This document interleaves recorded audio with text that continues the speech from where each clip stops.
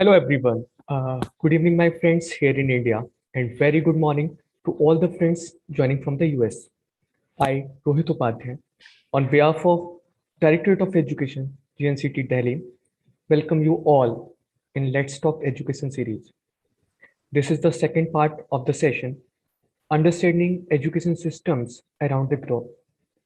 It is indeed a wonderful opportunity for me to have you all here to listen to the experiences of the Fellows of 2021 Fulbright Distinguished Award in Teaching Program for International Teachers, directly from Indiana University, Pennsylvania, USA. Fulbright Fellowship Program provide a unique opportunity for people of different countries to come together and explore possibilities of collaboration. This fellowship is a platform where cultural amalgamation forms a base for professional development in a different light. Fulbright brings together professional experiences from different countries to forge bonds on personal level and become a source of knowledge for each other. This is actually the true exchange of knowledge. In India, we have good number of Delhi government school teachers to the US under this Fulbright fellowship. In this session itself, we have Niru Lohia ji, who serves as a mentor teacher in Delhi. She is an English language teacher and a vibrant mentor teacher here. She is the most recent Fulbright scholar from Delhi. Without further ado, I would like to invite Niru ji to take over and introduce us with the panel. Niru ji, please.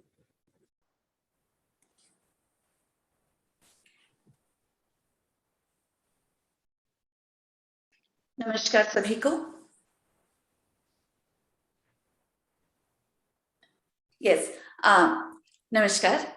It's indeed a great pleasure to be a part of the Let's Talk series.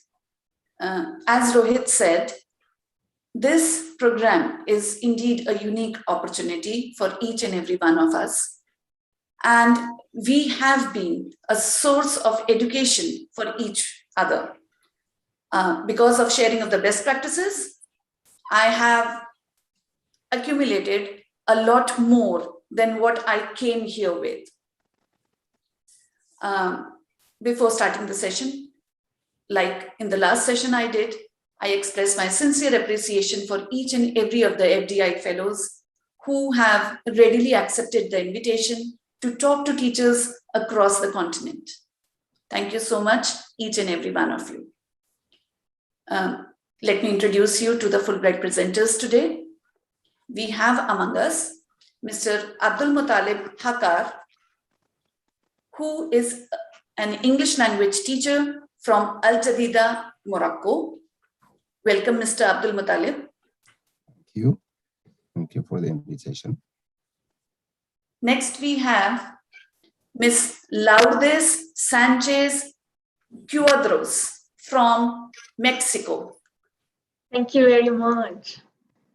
Ms. Lourdes is also an English language teacher and teaches English as a foreign language. We have among us Ms. Mayara de Lima from Brazil. Welcome, Ms. Mayara. Good evening, everyone. Thank you so much for the invitation. Ms. Noor Rehma from Indonesia is also with us. Welcome. Hi, everyone. Hi. And lastly, we have Mr. Ronald M. Mangiat, a special education teacher from the Philippines. Welcome, Ronald. Hello, everyone. Good evening. Thank you very much for this opportunity. Let's start the session with Mr. Abdul Muttalib Hakar and see what Mr. Abdul Muttalib Hakar wants to discuss with us, tell us about the best practices that he has been using in his school. Over to you, Mr. Abdul Muttalib. Do you see my screen? Not yet.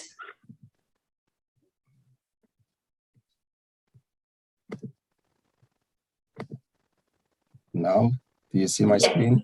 Yes, we can see.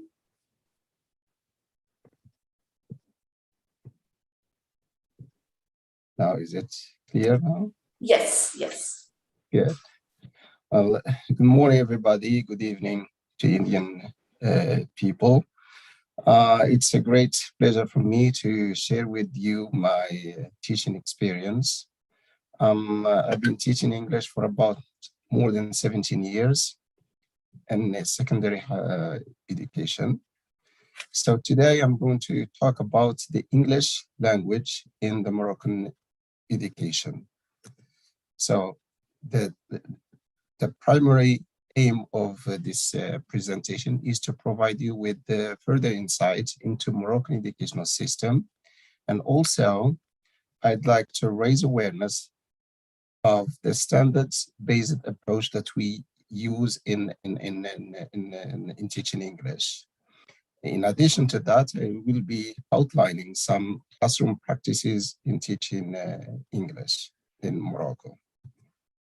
So, let me put you in the context. So in Morocco, students start learning Arabic, the native language.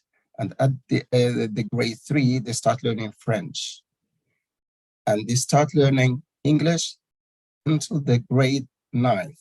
That is, we call it the last year of the middle school, the last year of junior high school. And then in the secondary school, they are in a position to choose between German, Italian, Spanish, or English. And of course, the majority go for English because because they study it in 1 year before, and also because of it is the most spoken language in the world. So the majority go for English. And there are some students, who study other languages. Those who have plan to go to these countries, to Italy or to Germany or Spain. And in the secondary education, there are 3 levels: the 10th grade, the 11th grade, and 12th grade. We just change the name. Normally, instead of saying the 10th grade, we say the Common Core. That's the first year of baccalaureate and the second year of baccalaureate, because there are 2 years to get the baccalaureate degree. And so that's the approach that we use to teach English, is the standards-based approach. What is the standard-based approach? It is an amalgamation of competency-based approach, communicative approach, and student-centered approach. So English is a little bit different from teaching other school subjects. When we teach, for other school subjects, they use the competency-based approach. But in English, they use the standards-based approach. And in the standard-based approach, there is the content standards and the performance standards. The content standard, that is what students should know and be able to do with English. And the performance standards is how students meet those standards to achieve the aims of the general course. And of course, there is also standards of proficiency. That is how well they achieve how well they excel in their learning process. So in the standard-based approach, there are 5 areas. We usually refer to them as 5 C's. So the first one is communication. That is, students will be able to communicate in orally and in spoken form and in different modes. And culture, the second is cultures. That is, students will be able to know their cultures and know other cultures. In connections, students will be able to connect other school subjects with English. That is, they use English as an instrument to learn other language, because the gist of this is not to learn the language per se. We teach them to use language to learn, to acquire information, to use it in other school subjects. And in comparison, students will be able to compare their language or their languages with other foreign languages, and also to compare their culture with other cultures. And in communities, I mean, students will be able to transfer what they have learned in the classroom to the transfer to the extent what they have learned in the classroom in the outside world. That is, we prepare students to integrate in the whole society. And what's the role of the teacher? So the role of the teacher here in this standard-based approach is to help students develop the ability to think. How? So this, skill is done through problem solving, through decision making, through critical thinking, or analytical thinking, creative thinking, or giving the student the opportunity to imagine the situations that are different from their own, and also to help students develop and test hypotheses. The second role of the teacher is to help students develop their communicative skills.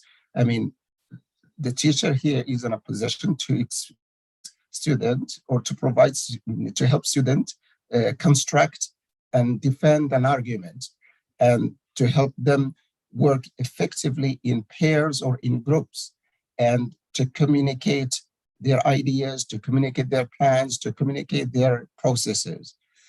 And to also the teachers are responsible to get students to quality work, that is to help them how to achieve a good quality performance. And the last role of the teacher is to help students foster their connections with their communities, that is, we prepare them to be good citizens, that is to be recognizant of their rights and responsibilities, that is to contribute to the aesthetic and the cultural life of the community, and be ready to adapt to change. And nowadays that we see that change is inevitable, so we prepare them for that. And of course, in teaching English as a foreign language, as I said before, so French is the first foreign language, and English is the second foreign language. And we teach English not the same way as we teach French or Arabic here, because it is just the starting point of learning as a foreign language. So the students, they don't study the textual analysis or all this, in which they are exposed to figurative language, in which they study metaphor, hyperbole, simile, and symbolism, alliteration, personification, and stuff like that. They know these things in French and in Arabic, but we don't use them. These things, they don't learn them through English. So in English, they learn just grammar. The basics of grammar, vocabulary, word collocation, word derivation, language functions, like how they are exposing situations in which they have to express, how to invite somebody and how to apologize and how to complain. Reading, they're exposed in different texts, genre. And writing paragraph, argumentative essay, writing descriptive essay, narrative essay, and speaking and listening, which they have to present, do presentations and talk about a particular topic or discuss some issues. For the lesson plan, so these are the main components of the lesson plan. So the lesson plan must have the general goal and the rationale behind the lesson plan. That is, what is the gist of teaching? And also there is a focus content area. We'll give you some examples later on. The focus area has to do with skills or strategies or language items or knowledge that the teacher should identify in the beginning. And the teaching procedures, that is, what are the steps or the stages or the components or the phases that the teacher use to keep to plan the flow of the lesson. Modes of working has to do with whether the activity is done individually or in pairs or in groups. Timing, the time of teaching a lesson is 55 minutes, and the teacher has to divide the 55 minutes divided among the activities or the stages of the lessons. Assessment, that is the end. So when the teacher ends the lesson, he or she has to answer the question: to what extent does he or he has met the goal of the lesson? And of course, we teach students in standard-based approach to enhance communication and to help them develop their communicative competence. And these communicative competence are grammatical competence, that is the mastery of the language code, the mastery of grammar, the mastery of the rules, the mastery of the structures of the language, and the sociocultural competence, that is the student will be able to understand and use utterances in different sociolinguistic contexts. And this course competence here, student will be able to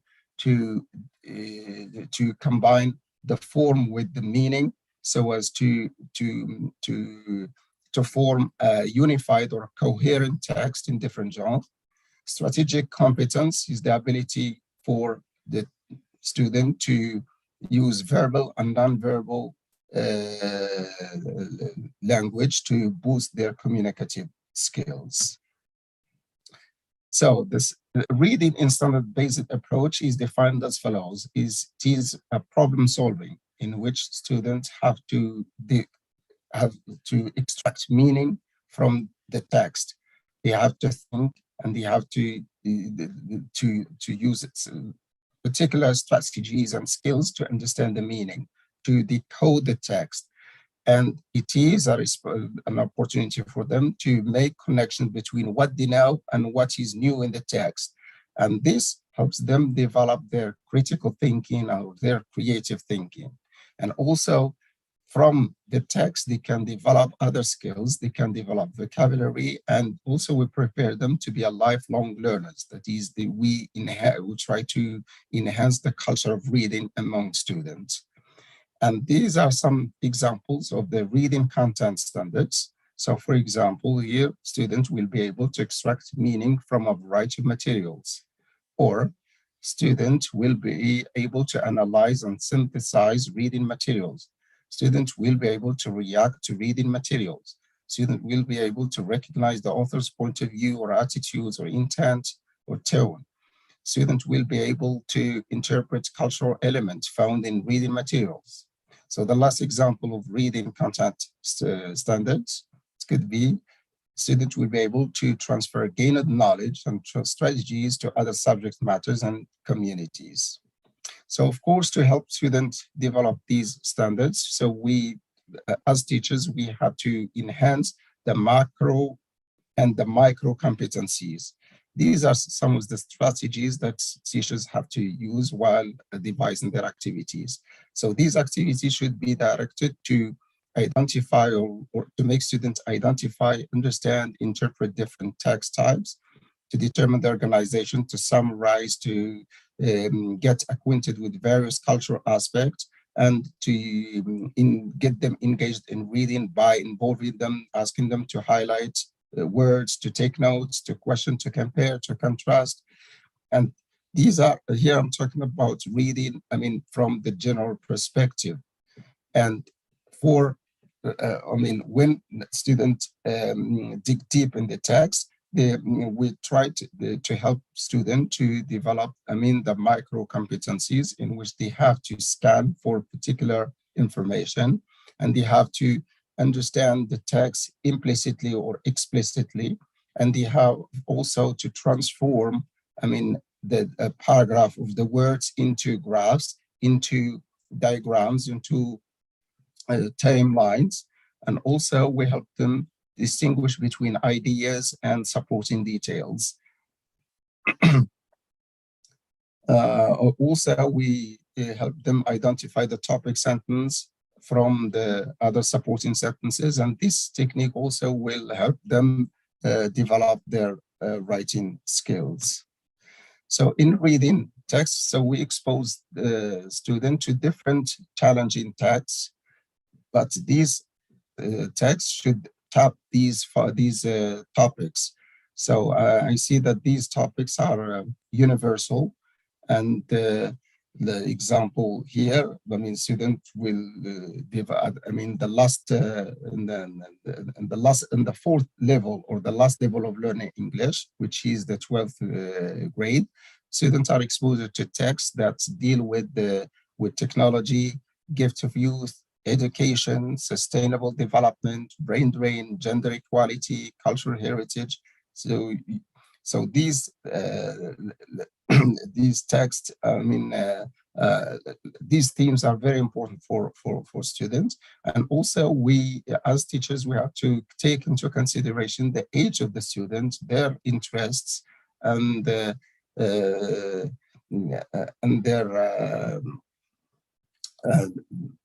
I mean, their age, their interest, and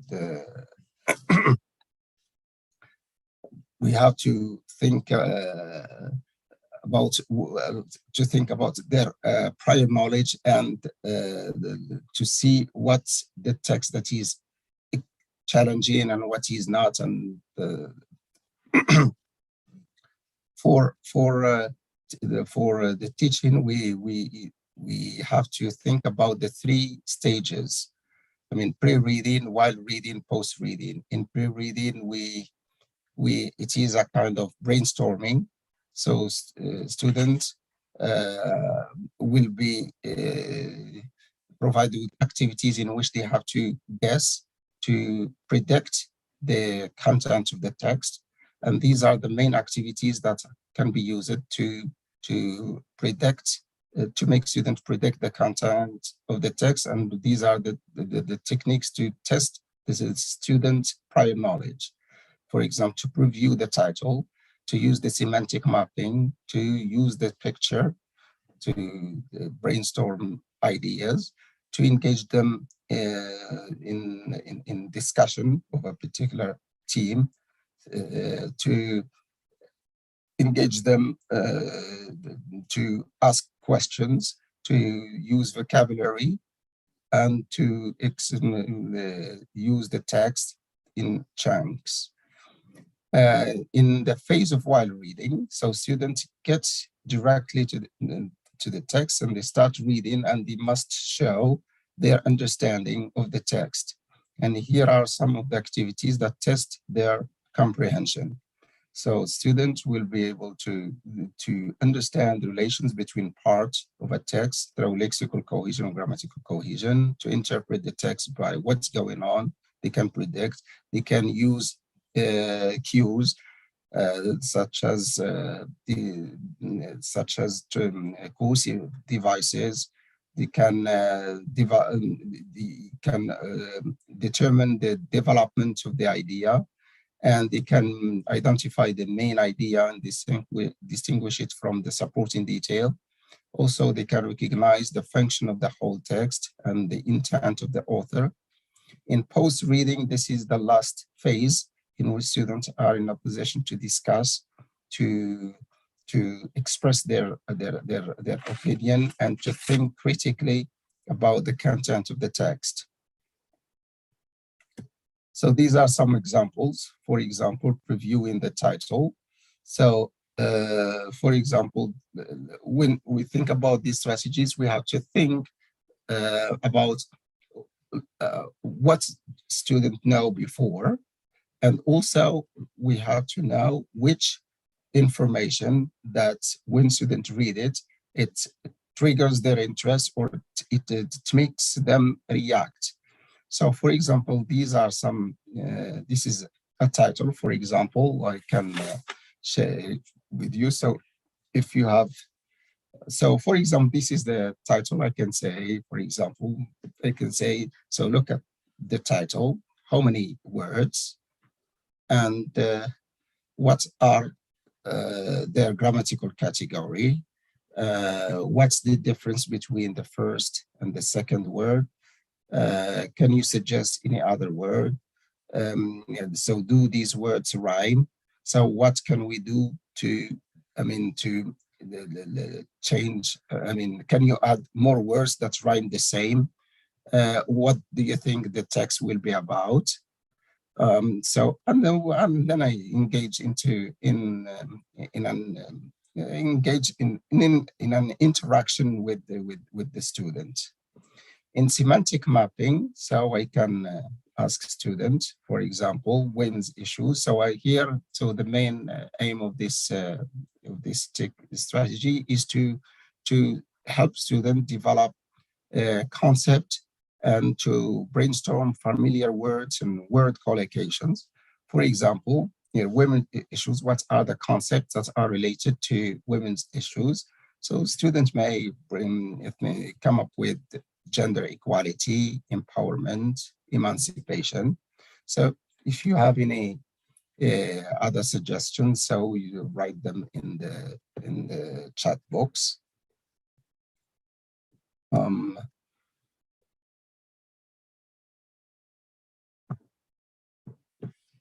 Also, can you suggest another word that is related to women's issue? You see? And so the last activity, so here, for example, I will help the student to generate questions. For example, I may say, read the first and the last paragraph and write questions you expect the text to answer, right? So, for example, can you do this with me? Can you do it with me? So do you have any questions you expect the text to answer? So just read the first and the last paragraph and write down questions you expect the text to answer. So please, if you have any questions, please write them in the chat box.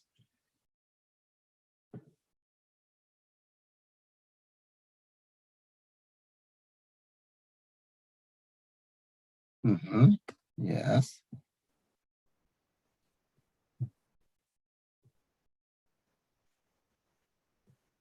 So you see the technique now. So here to engage. And in vocabulary exploitation, so you can ask them about to guess the meaning of the highlighted words. And also I ask them about the category of these words and to come up with the antonyms or the synonyms. So that's it for today. Thank you very much for listening. Thank you so much, Abdul. In the chat box, I could see some of the suggestions that were put up by the participants. They were work-life balance, education, body autonomy, mental health, pay parity or disparity. That was about the second task that you were talking about. Yes. And there was a question also in the chat box. If you would like to take that. What kind of home tasks are given to students? That was the question of one of the participants. The question, repeat the question. I didn't get your point. What kind of home tasks are given to students? What kind of what? Home tasks. What are the assignments given for home? I mean, the home for home tasks, I mean, I can assign students to engage into group projects. For example, there is, they talk about environment. So I will engage them to prepare posters in which they have to talk about, to gather up all their ideas and put them in a poster. And I also ask them to deliver presentations on some particular topics, and also ask them to write an essay about an essay about the topic, right? To write their reactions, and so normally the reading practice should be done in the classroom. But in terms of post reading, that is, in terms of writing and projects, and should be done at home. Thank you so much. I hope that the question was addressed and whoever had asked the question is satisfied with the answer. If you're not, you can contact us and I'll forward the question to Abdul Muttalib once again. Thank you so much, Abdul. In India, we take English as a second language because it is one of the language of instruction for the subjects in the school curriculum. And for teaching English as a foreign language was indeed a learning for me, that how do you teach a language that is not a medium of instruction and that is not commonly used as a teaching subject or a language to teach. Now we move forward to Ms. Lourdes Sanchez. Lourdes, could you please start with your sharing?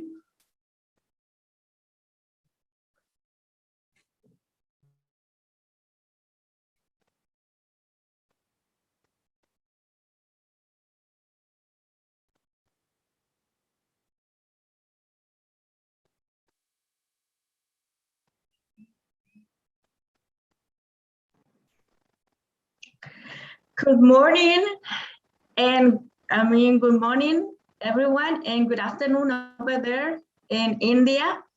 First of all, I would like to tell you that I'm loving Indian culture. I'm very thankful for this opportunity to be in touch with all of you over there. I'm very pleased to be sharing this time with all of you. And I love all your costumes and the festivals that you have to promote friendship, love between relatives and friends. Dido and our Indian Amit fellow has started many of your traditions over there, and believe me, I'm falling in love. Thank you very much for being such a great country. And well, I would like to start introducing the topic, what I'm gonna be talking about. I'm from Mexico, and in Mexico, we are barely starting to introduce the English instruction to primary schools. Only 20% of the elementary schools have English instruction as a subject. And we teach English as a foreign language because in Mexico, the official language is Spanish. So everything is in Spanish.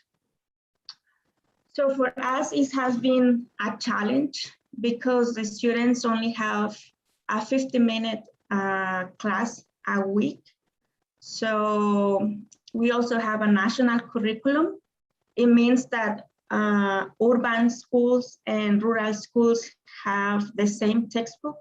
And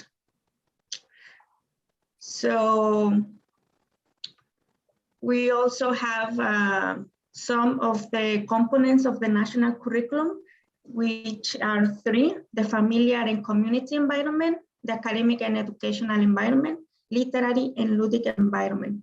It means that we create situations where the students can use the English language through these three environments. For example, in the familiar and community, we create situations where the children can use the English language for their immediate context. In academic and educational environment, the students use the language informal and academic environments. It is related to the students' subjects in the primary schools. It contains topic of geography and history and maybe biology. And the literary and ludic environment has to do with how we can create situations so the students can use the language through games, through songs, and different type of texts. So basically, we create situations in these three environments so the students can use the English language. We do it through social practices of the language, which is most of the same like situations. And something that I really liked to think about when I think of designing some activities, some situations is this. Children care more about the here and now. So most of the time, I used to tell the students, you need to learn English so when you grow up, you get better job opportunities, and many good possibilities for their life. But honestly, children don't care about what is going to happen in 10, 20 years, right? So this is what I usually do with my students. I'm going to give you only 3 examples of 3 social practices of the language, which are participate in commercial transactions, comprehend advertisements, and giving directions. So the first one is participate in commercial transactions.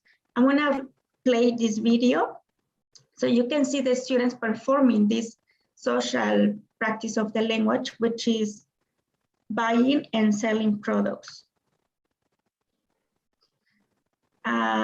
Let me, hold on a second. Let me activate the sound so you can hear. Let me know, please, if you can hear. Good morning, can I help you? Yes, please. Yes, we can hear. We have 3 kilos of apple. Thank you very much. Yes.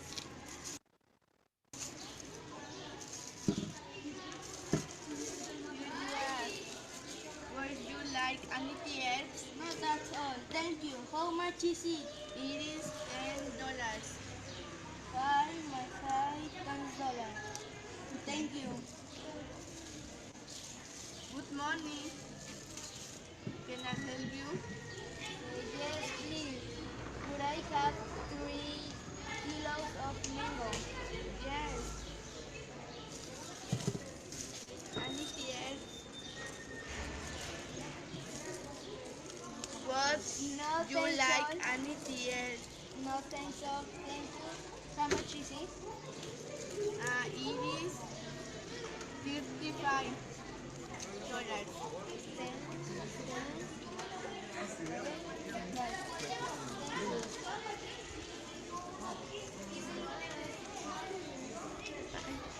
Bye. Good morning. So I would like you, any of you that are here, I would like to interact with you. And could you please open your microphone, one of you, and tell us what you can see in this video. Can you tell us, can you describe what you can see in this video? Please, the surroundings. Anyone can please raise your hand. I will unmute and they can share. Please.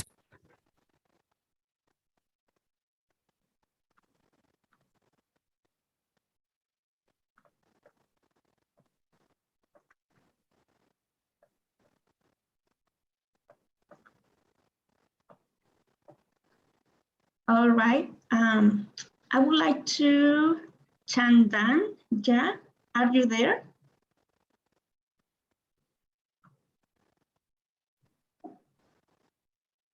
Chandan Ja? No?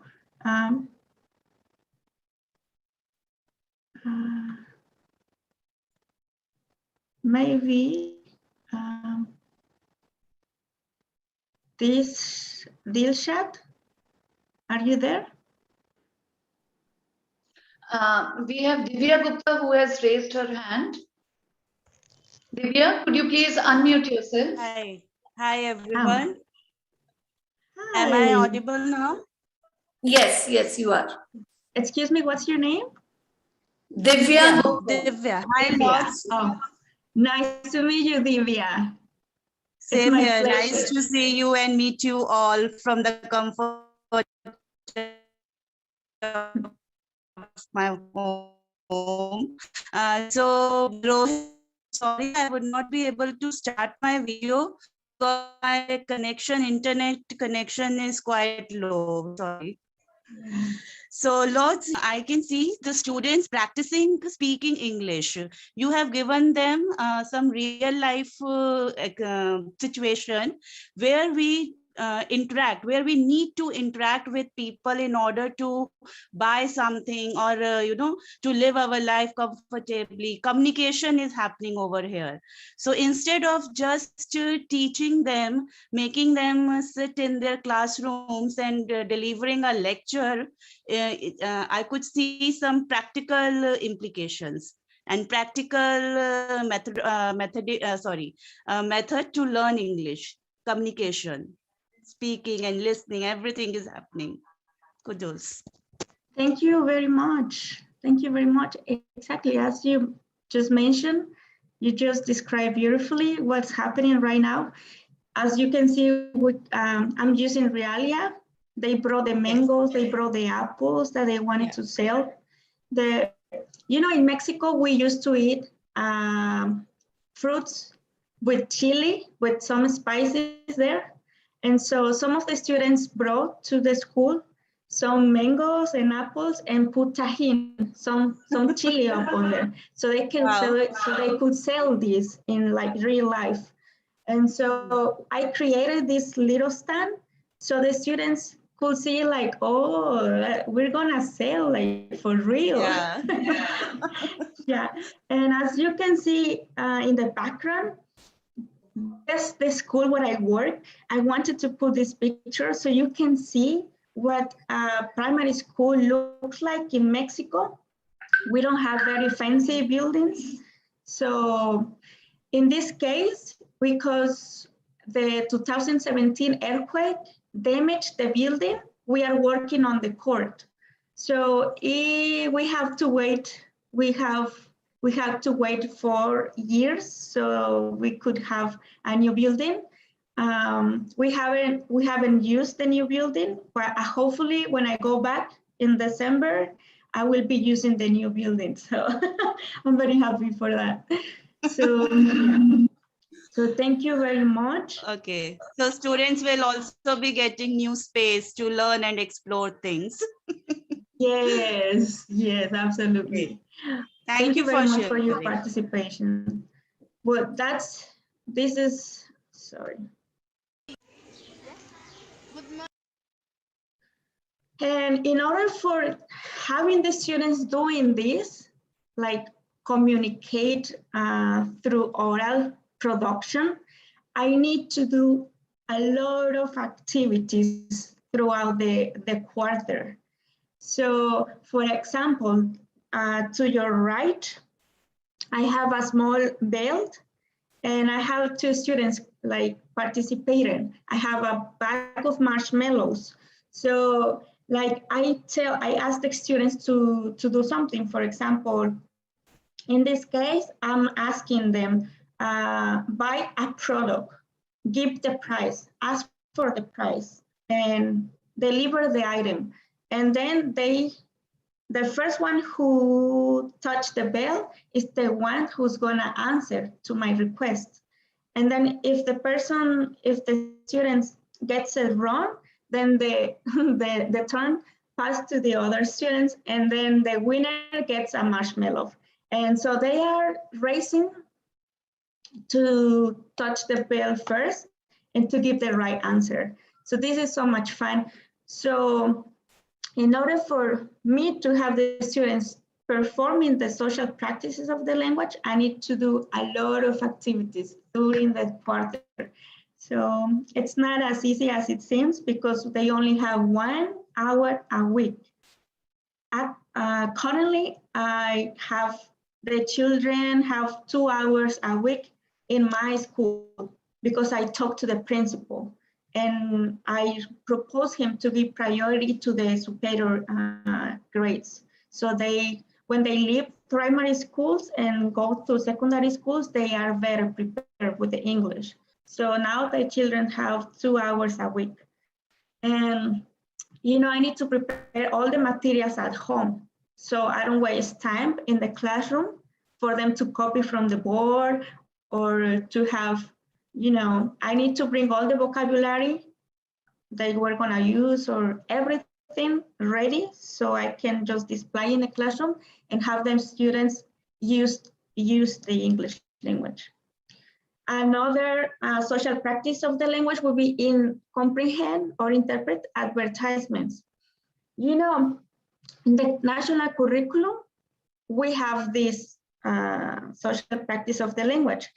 We are supposed to teach the children how to create advertisements and how to comprehend them. So as you might think, that is so boring for the children. They might think, oh, why am I gonna learn how to use this? I don't have a business, I don't have a company.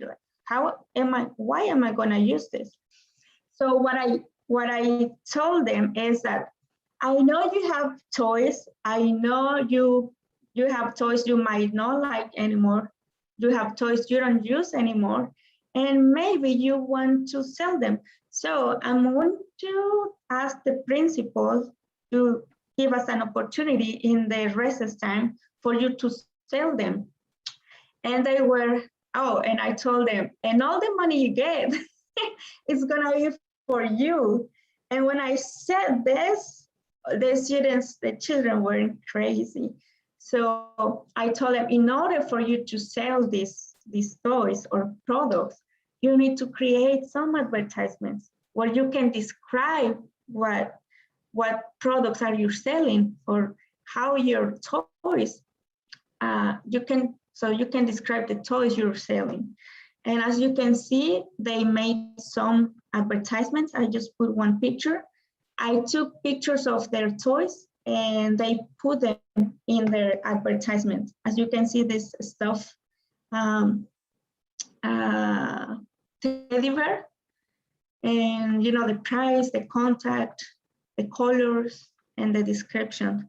So here we use numbers. We used, as you can see, we could use a spelling, we could use adjectives and the order of the adjectives and new vocabulary.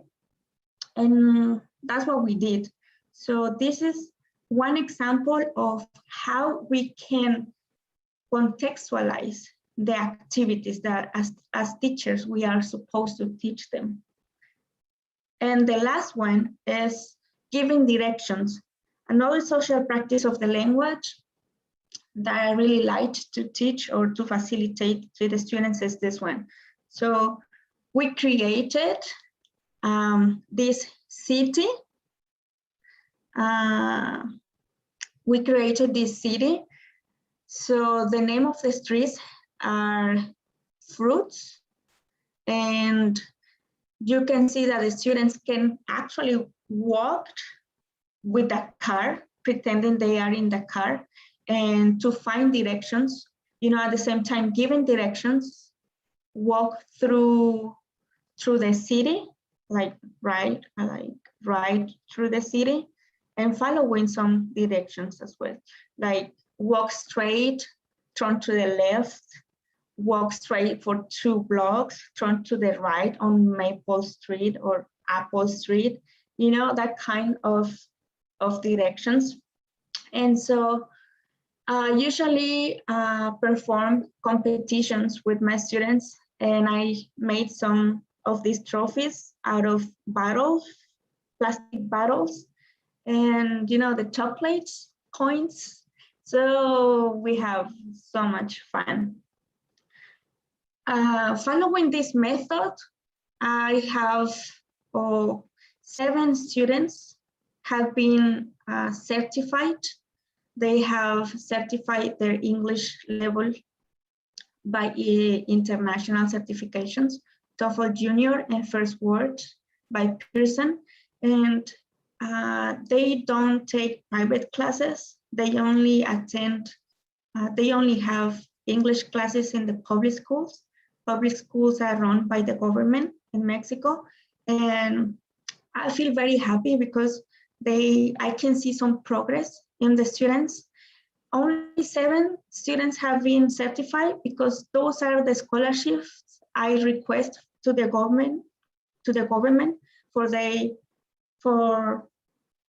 the students have the opportunity to experience certification, an international certification, and the government just gave us this 4, and previous years just gave us 3 or 4 more scholarships. And so this photo is from, it's last year, I believe it's last year. So this is some of the examples of activities that I promote in my school with my students.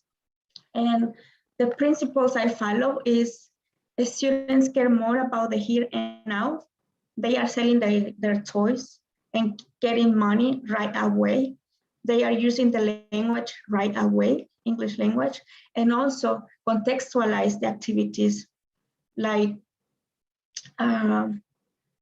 according to our context it's not a very urbanized place where I teach.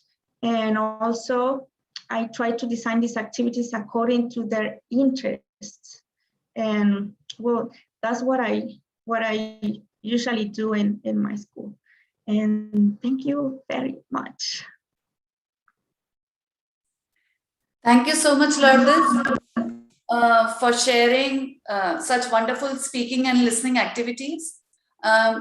Being an English teacher myself, I feel that development of listening and speaking skills are pivotal to learning of the language, and they can really help to improve the language levels of the students if these first 2 skills are acquired beautifully by students. And with the activities that you shared, I feel that providing real life examples to students will help them navigate through the levels of language.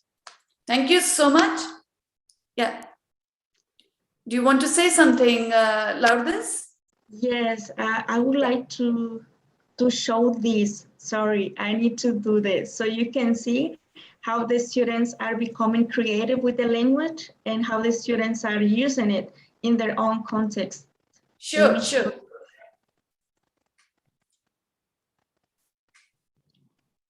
Let me know if you can hear. Hi, sir. Yes. Hello, my name is Damari Fernanda. I serve at a service for dolls. I sell dresses $5. I sell shoes $3. I sell bags $2. At a service $2. Direction Street Web number 20, Saba Grupo Figueroa. Call me 733-11-7800. Bye.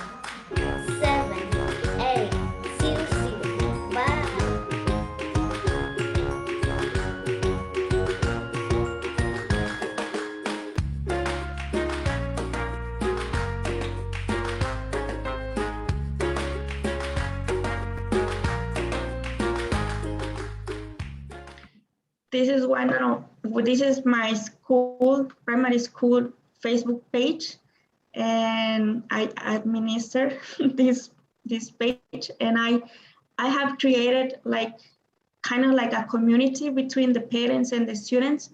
So I post their works, the students' works and tasks in the Facebook page. So with the purpose to promote the English language and to show that the other children that haven't done maybe this type of work or are struggling, they can see that they can do it as well. And well, this is my participation. Thank you very much. Thank you so much once again, Lourdes. It was a wonderful video, and it was lovely to see the confidence of children. And I think that when you are teaching English for just 1 hour a week, it is quite challenging, because in India, we take one period every day and still find it challenging. And I can just imagine how difficult it would be for you to meet students just once a week for 1 hour and still work for the development of the language. Thank you so much. Thank you. Next, we move to Mayara. Over to you, Mayara. All right, good morning, everyone. I'm going to start my presentation here, and let me just share my screen. Okay, can you all see my screen here? Yes, Yeah? yes. Okay. So my name is Mayara. I'm from Brazil. I'm an English teacher at public schools in Brazil. I teach middle and high school over there. And in Brazil, we teach English as a foreign language. Only 5%, around 5% of the population is fluent in English. So we have this challenge of practicing English, of the students practicing English.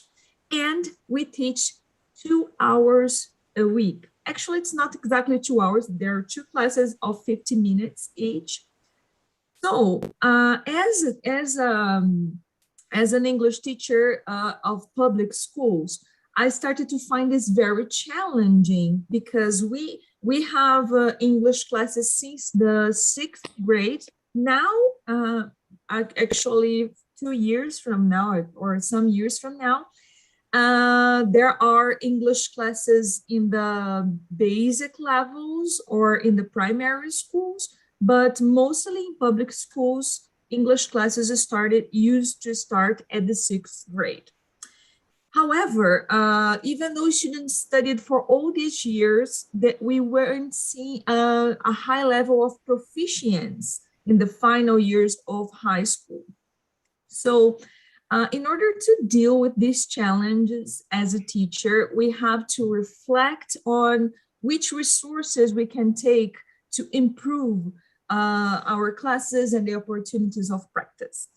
And then I found the use of technology something very important.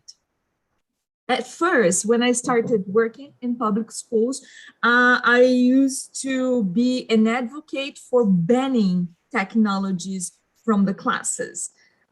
In most schools in Brazil, or in my state, which is Paraná state, cell phones are not allowed in classroom, like to use cell phone, but it doesn't, many students still take cell phones to classroom, and it used to be a very big problem for me in class, because cell phones make students distracted. Sometimes they have to pay attention in the classroom, and they are there talking. In Brazil, we use WhatsApp very much. So they are chatting in WhatsApp, they're seeing videos on YouTube, or they, instead of paying attention to the class, they use the translation all the time. So for me, it was terrible dealing with cell phones in classroom. So in my class, I used to not use any sort of technology.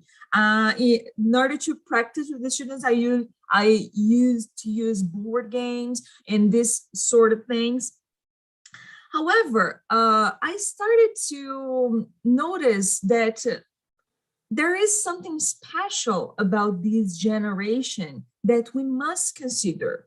And in this book here, essential, oh, you can see, it's Vai and Sosolsky, Essentials of Online English Course. I found an explanation that got to the point that I started to think about my classes. The author says that our generations of teachers that are after the 30th, we are not native speakers of digital resources. We weren't born with a cell phone in our hands.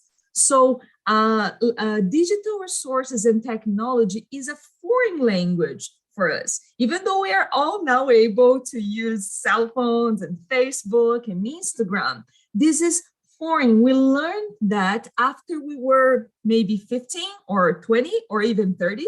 So all of us teachers learned to use digital resources as a foreign language, something foreign for us.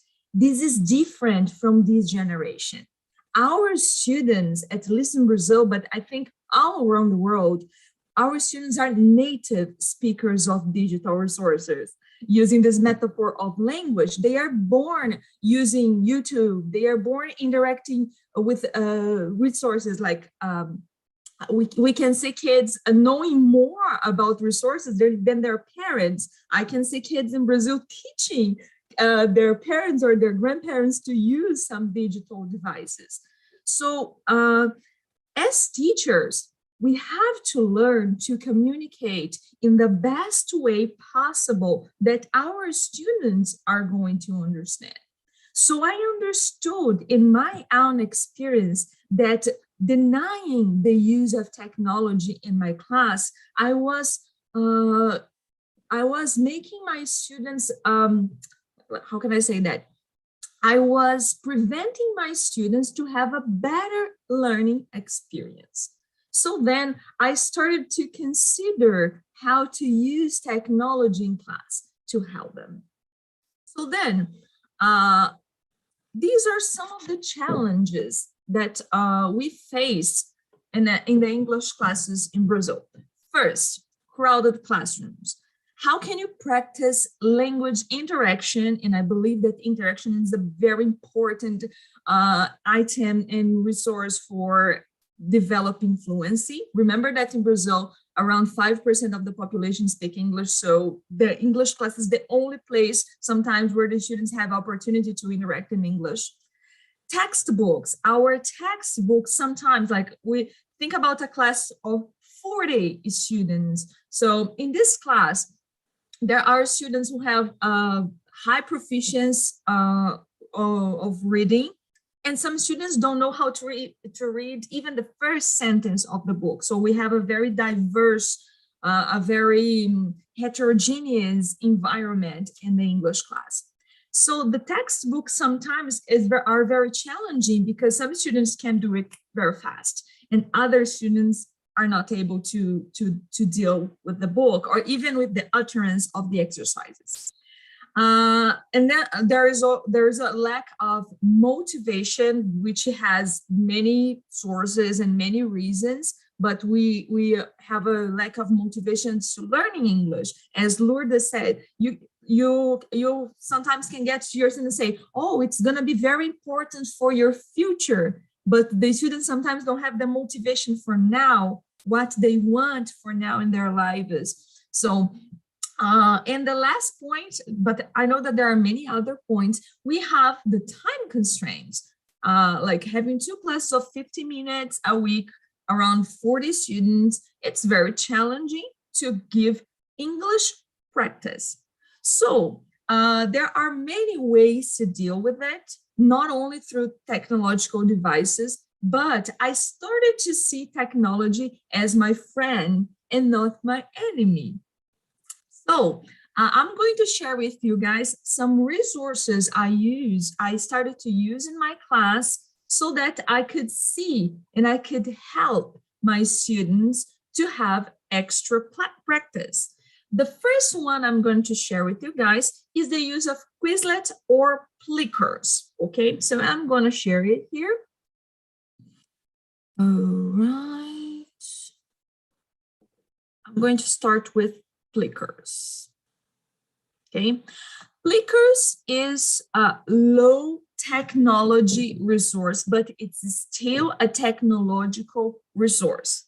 For this, only the teacher needs to have a cell phone, okay, and or a projector. So for example, I was working with prepositions with my students, okay, and I would make them a question which the answer should be letter A, school, okay?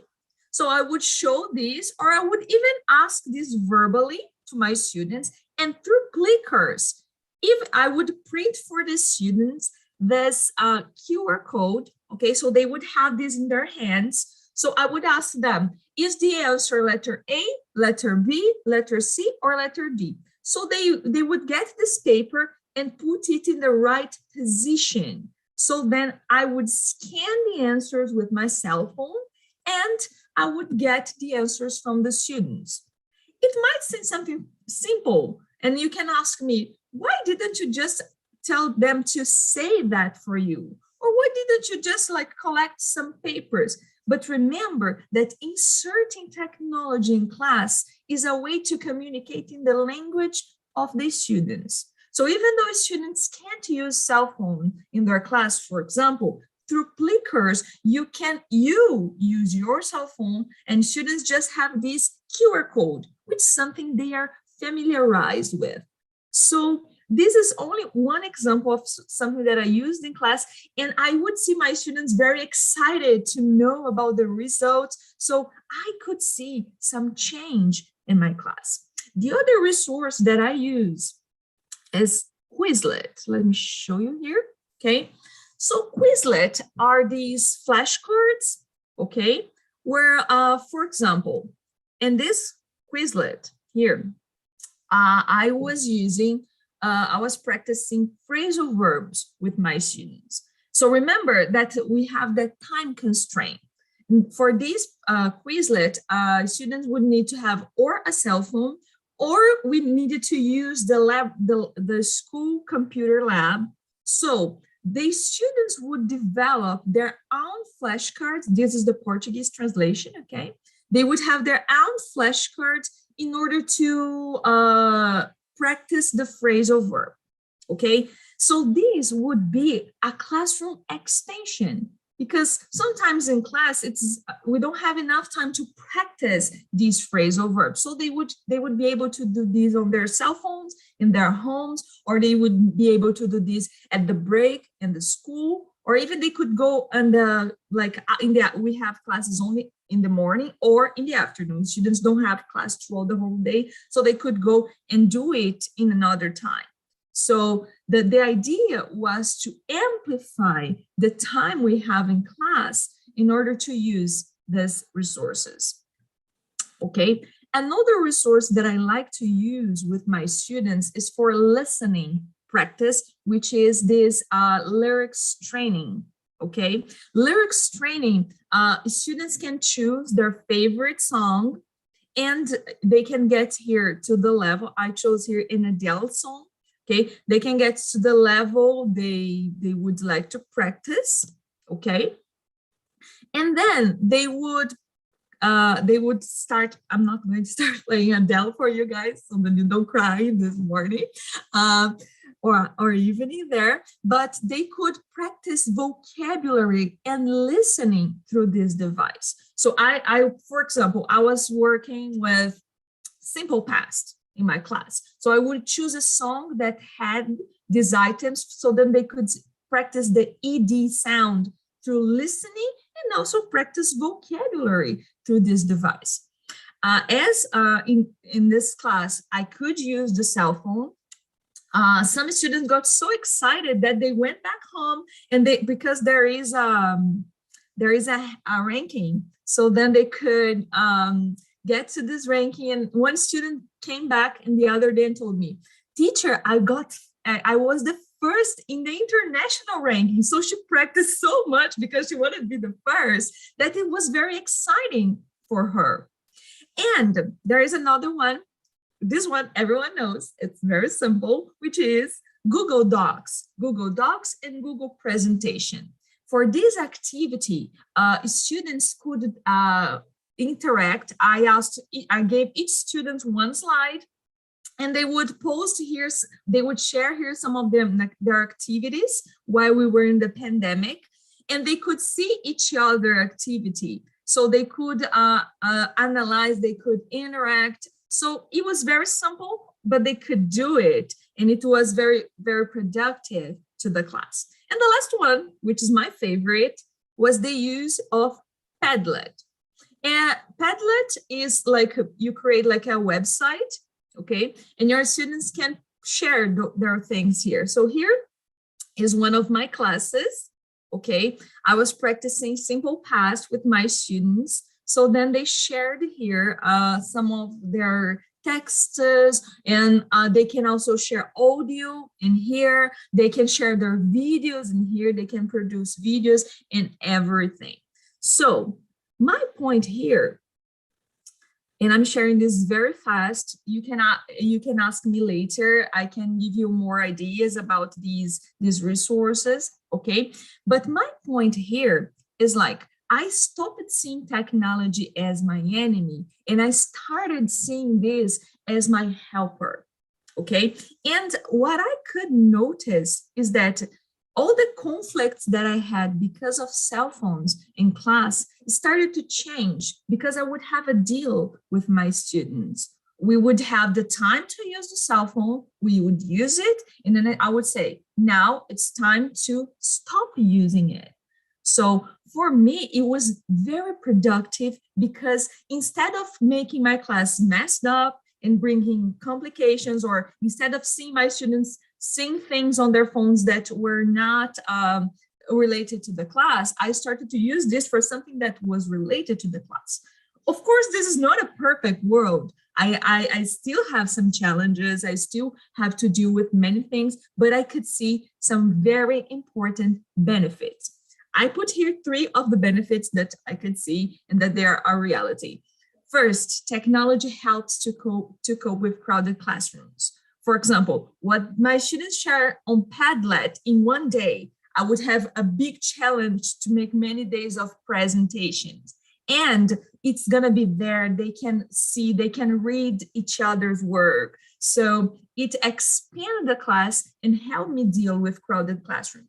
Another thing is still in Padlet, which is my favorite, I can't deny, practice oral, practice a speech in a class with 40 students is very challenging, but they now can record their audios and they can listen to their friends, maybe just for fun, but they can listen to their friends. And they're gonna do it very beautifully because they know other people are gonna listen to them. So it's still helping me to cope. It's giving me the opportunity to practice oral communication, which in a class with 40 students, sometimes it's not impossible. I sometimes do it. I put them in pairs and they can talk, but still technology is being my helper here.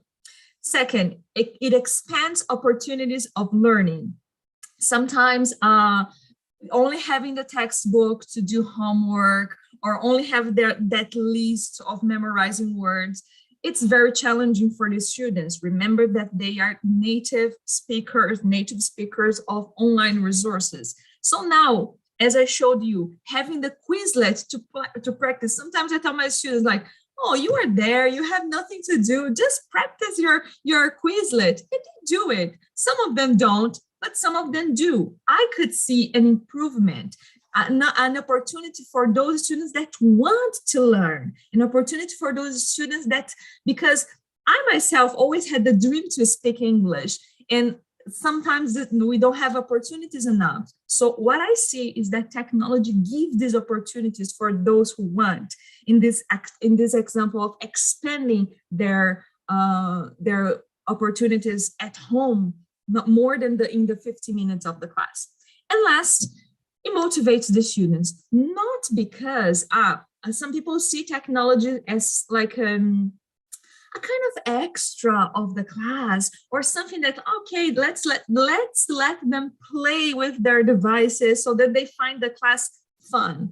This is not the point. It's not to make the class fun, even though it can be fun. It's important to be fun too. But it motivates the students because it speaks their language, and then they can find interest in that, and they can find a point where they see themselves, they see something that they're used to in the classroom. So it works with motivation.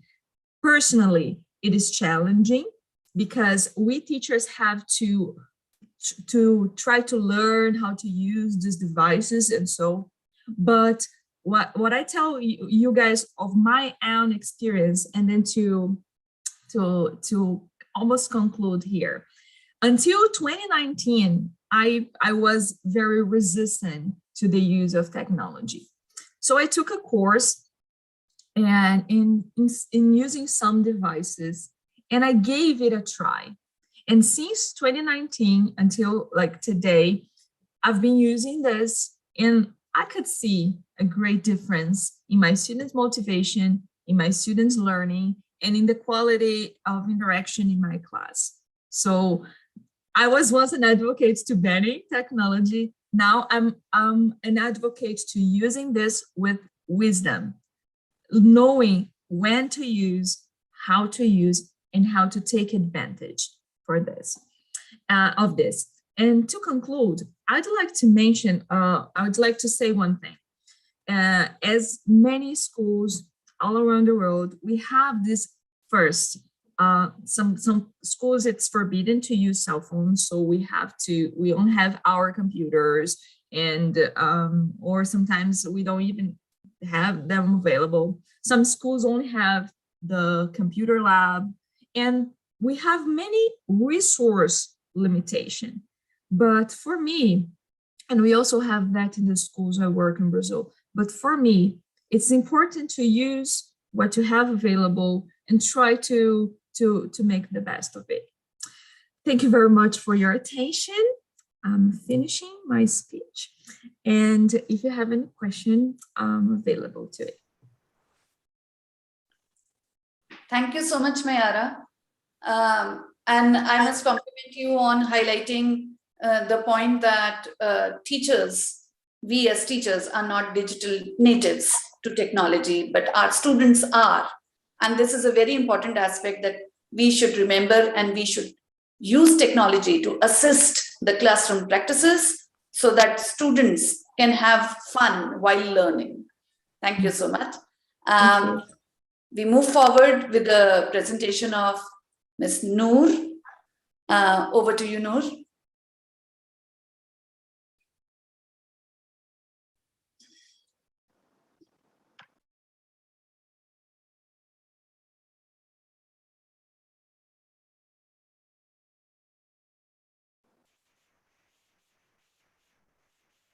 Noor, you are on mute.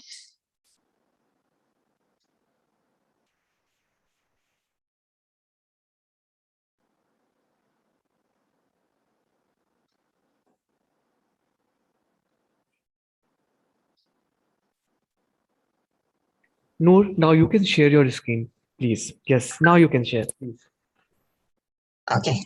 Thank you, because Yes, earlier I can yes. unmute myself. Yes, yes. I'm sorry Sorry. for that. Okay. So I would like to say good evening, everyone. Yeah, so here my screen. So I would like to talk about one of our program in Indonesia. I teach, of course, I teach English as a foreign language in Indonesia too. But this program, this school literacy movement, is for both of our language, for our national language, and of course for English. So before that, I would like to address why we start this school literacy movement. As far as I know, we don't have like reading habit many years ago until now. In Indonesia, we don't have that kind of reading habit in our family or in our environment. Compared to Western people, they used to have like bad story reading. So they introduce the children to reading habit at the very early age of their children. So that's what we don't have in Indonesia. So that's one of the reasons why our government started this movement. We call it as school literacy movement. Yeah. So this movement is national program of our government. It is started in 2016. It's supposed to be a collaborative effort from administrative staff, teacher, and students. The government encourage us to work on this problem we face, so we can face it as a group, so then we can reach our goal to have this reading habit for our students. Yeah, so this school literacy movement is an activity during the school day, every day before the lesson begin. The students have 15 minutes activity to read the references or the novels or reference from internet that they have to read, and in 15 minutes activity to read. Next, yeah, the step is as the first step is mostly to encourage the student to have the reading interest. So at this step, we mostly encourage the students to read whatever they get interest with, either it is novel or newspaper or anything that they can find on their media social, so they can share it later with their friends. At the end of this school literacy movement, we hope that it improves the students' reading ability with all of the subject in our school. So when the students have the reading interest they're having in themselves, we hope that they have the reading ability to deal with all of the subject in our school, so that they can have reading ability that they can use to read the textbook or read another references that related to their subjects. So yeah, that what I can told you, the general thing that about the school literacy movement. And later I would like to tell you what I've done in my school related to this school literacy movement. So I am a homeroom teacher too in my school. So in my classroom, I create a reading corner where the students can read many references in their own classroom. So we have like a specific place for the students to read. The second things is I ask the students to bring their own novels or whatever references they have in their house to bring it to the school and put it in our reading corner, so they can search each other about what what kind of references they have. And I have the list, or I can say that it's a reading chart, so the students can write it down by themselves about what the title of the book that they are reading now, about the time allocation that they spend to read the book, and what are the important notes that they got from the book.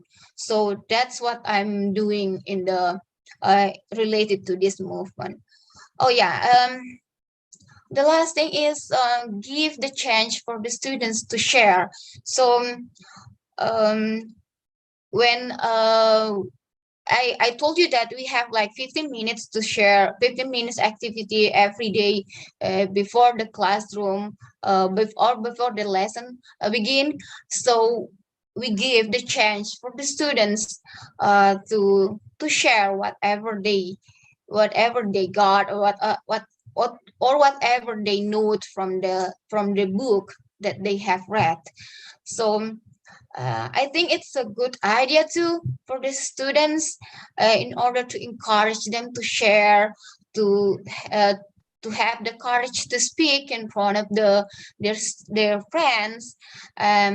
So it built a self-esteem for them to even to share it. It's just for a little, a few of the information that they have, so that they can share it and practice their speaking ability. Yep. Yep. The other thing that I've done with related to this is reading activity for tackling latecomers. So instead of giving the students physical punishment, because physical punishment, many years ago we still practice it. I have to admit that, but nowadays we move from giving them physical punishment to give them a more useful activity for that. So one of the effort that we gave them is to give them a reading activity whenever they come late to school. We gave them like 15 minutes on the field to read the book. So we provide the book or the newspaper or whatever they can use to read, and they read it, and then we gave the students the chance to come to the school whenever they have share whatever they read. So the students have to share whatever they have read before we allow them to join the class. I think it's a good. I think it's good in my context, because it helped me to install the reading environment and reading interest, and to force them to read, because we don't have this kind of habit. So we need to force them to force the students to have this kind of reading habit. That's why I think this is a good idea to have them reading, even though they don't like it, but they have to do it because it's their requirement to join the class because they come late. Another activity for this is related to their religions, because in our school, for religion subject, we still have the religion subject in our school. We don't teach religion as a general one. So like in my school, we still have I have students from Christian and Muslim, as long as the Muslim. So every Friday, for the students who come late to school, we give them the chance to read their Quran or the Bible. So I think it's a good idea too. So maybe they don't really read their Quran or the Bible, but on that day we gave them the chance to read it, so they can read again or learn again about their religion, their own religion. And at this day, we usually find out some of the students who can read their Quran, or who can give us the explanation about what exactly the Bible say about what is written on that. So I think it's a good idea to give them such context, so that they have like relating to their very personal to their life, like their religion or their belief. Yeah, so I think that's all from my presentation. Thank you. I hope you can guess, even though it's a small thing. I really hope you can get one, even it's a very small thing used to share. Thank you. Good evening, everyone. Thank you so much, Noor, and many thanks to be for so mindful about the time. Next, we have Mr. Ronald. Am I clear and visible now? Yes, Ronald. Okay. And I've started the screen share. Yeah, sure. Okay, good morning, everyone. Good evening there in India. I am here, very thankful, very fortunate to be given this wonderful opportunity to tell you something about how we do education of people with the visual impairment in the Philippines. So I would like to show you our school. This is our school, Philippine National School for the Blind. So this is a national school located in the capital city of the Philippines, which is in Manila. This is a national school and we cater learners with visual impairment. Before I continue, next, I would like to introduce myself. Oh wait, can you see the screen now? Yes, Ronald. Okay. So I am Ronald Manguillat. I am a visually impaired teacher from the Philippines, from the Philippine National School for the Blind. I have been teaching for 9 years already, and I was born. I became blind when I was only 2 years old, and I am also a graduate of this school, Philippine National School for the Blind. I am now one of the teachers of this school. And today, I would like to show you the history, the vision, the mission, and some programs and services that we offer in our institution, the Philippine National School for the Blind. So I hope you will learn something from this presentation and you can get something that you can also use in your area of teaching. Of course, this might be a very unique one because we are a special school. Learners are with visual impairment and we have different and special needs, special educational needs. So this might sound different, but I'm sure you can get something from it, hopefully. First, I want to show you a very short video of our school and the programs and services that we offer in our school. Noor, could you start the video?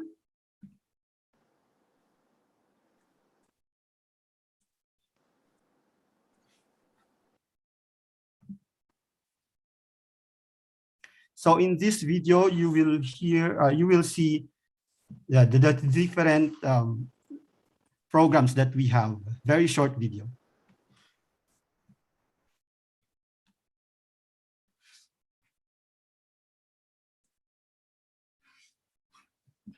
No, we are not able to listen to the music. So if you please share the video link, or while sharing, you need to check the sharing sound option also. Can you please reshare it?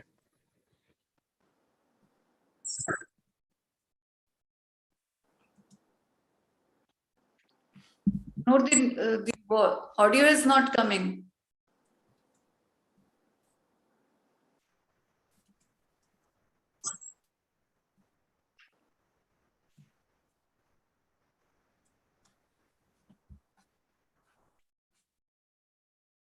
Is it audible now? No. No? No, no. Wait. Can I? Okay. Mr. Ronald, can you try it? I can play it here, but the sound is not audible. Okay. While sharing, you need to check the share sound option also. Only then we can listen to the music along with the sound visuals.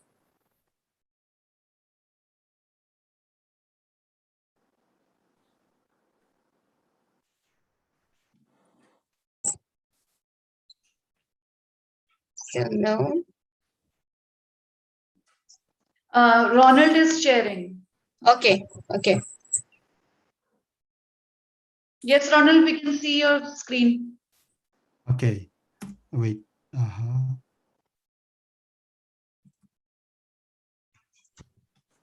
Okay. Wait a minute. Sorry for the delay.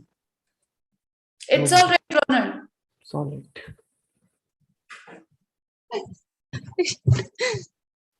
Mr. Ronald tried to. What is the share? This is.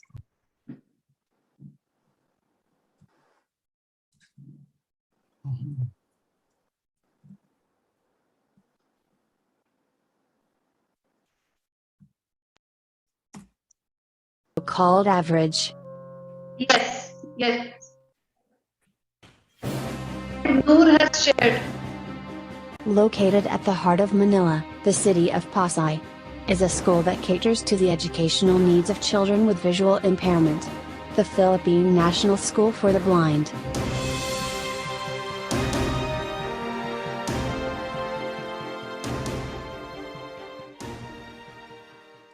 Can you hear the sound? Yes, yes. Yes, yes, Ronald.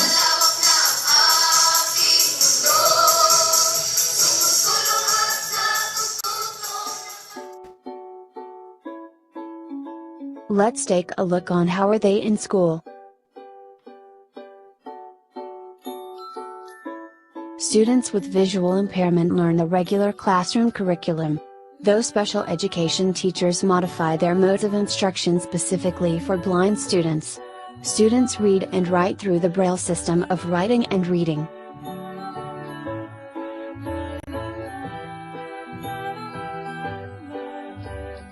Special education teachers, who specialized in teaching the visually impaired, make use of tactile materials to let them maximize the learning of the students.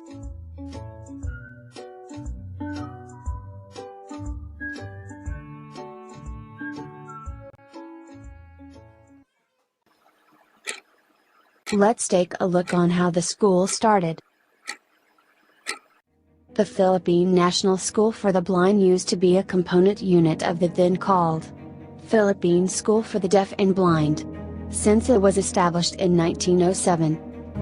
It was established by an American Thomasite named Delight Rice, who is known as the Helen Keller of Wisconsin. She pioneered the teaching of deaf and the blind here in the country. This is the first class taught by Delight Rice in 1907. The Philippine School for the Deaf and Blind was built in its current location at F.B. Harrison in 1923. However, the distinct differences in educating the deaf and the blind led towards the inevitable separation of special education program of the blind from that of the hearing impaired. Therefore, PNSB came into existence and became a fully independent school on July 10, 1970, by virtue of the Republic Act 3.5.6.2, entitled, An Act to Promote the Education of the Blind in the Philippines. Currently, the school offers curriculum for kindergarten, elementary,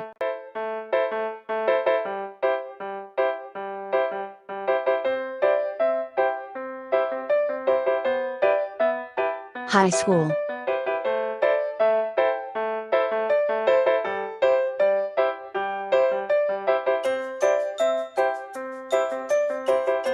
and senior high school.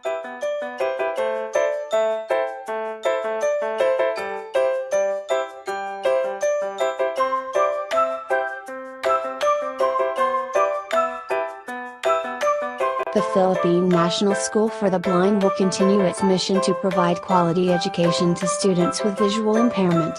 Where sight ends, vision begins. At the Philippine National School for the Blind.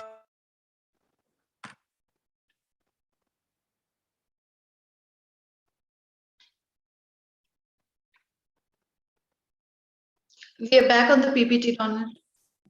Okay, yeah. Did the video, is the video clear? Was the video clear? Yes, Okay. we saw the video. Okay, thank you so much.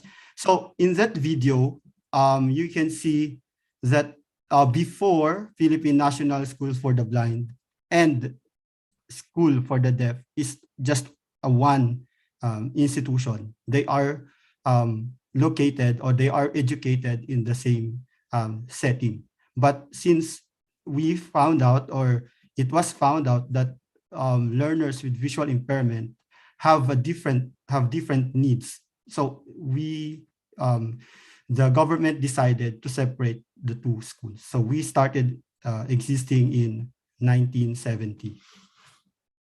Okay, do you see the screen now? Yes.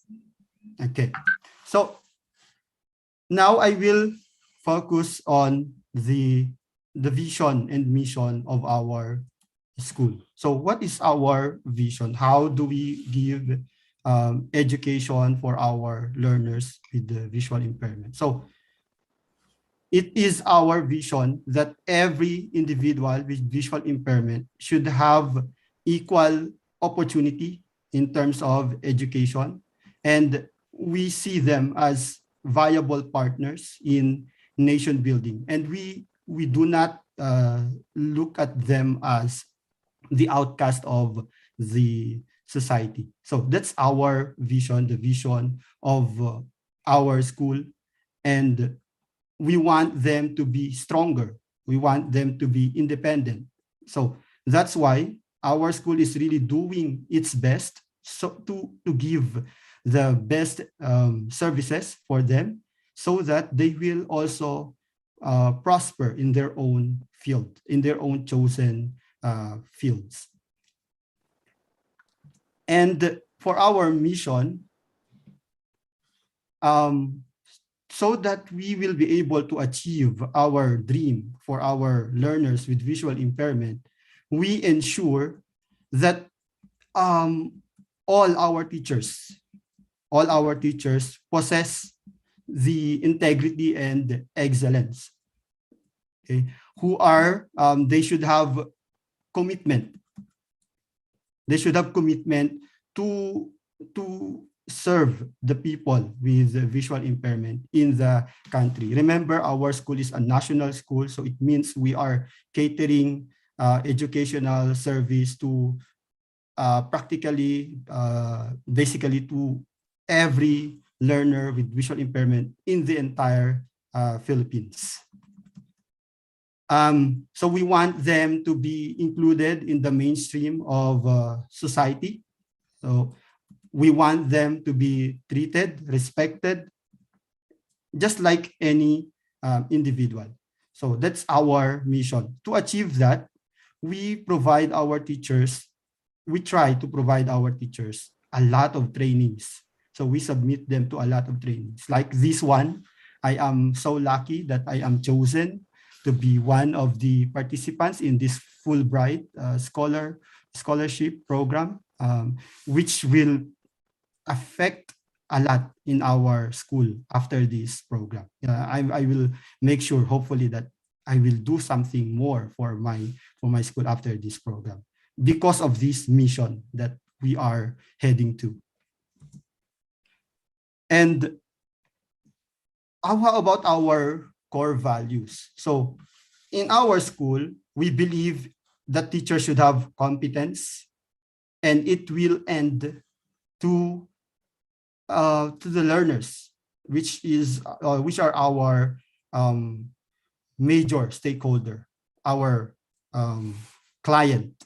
So teachers should have competence, and learners should have equal opportunity in terms of career, in terms of education. That's why although our country is still facing a lot of challenges when it comes to inclusive education, we are doing our best to at least provide trainings and services for our children so that they will not be left behind despite their disability. And we also believe that each of us should have efficiency and effectiveness.